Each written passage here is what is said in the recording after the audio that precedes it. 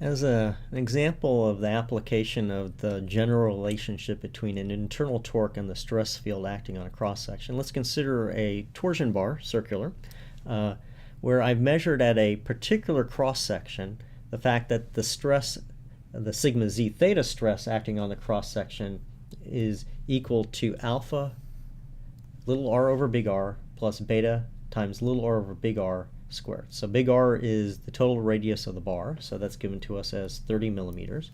Alpha and beta are parameters, 10 MPa and 20 MPa.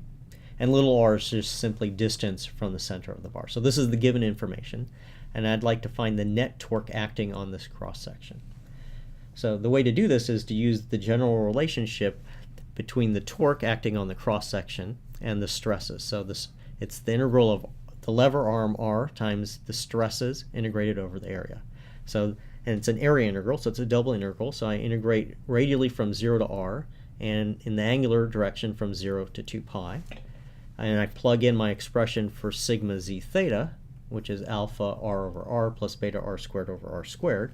And the dA is r dr d theta. So it's the polar area expression. So the integral with respect to theta is simple because nothing depends on theta, so I simply get a 2 pi. And then I have these polynomials in r that I need to integrate, r cubed and r to the fourth. And those are very straightforward.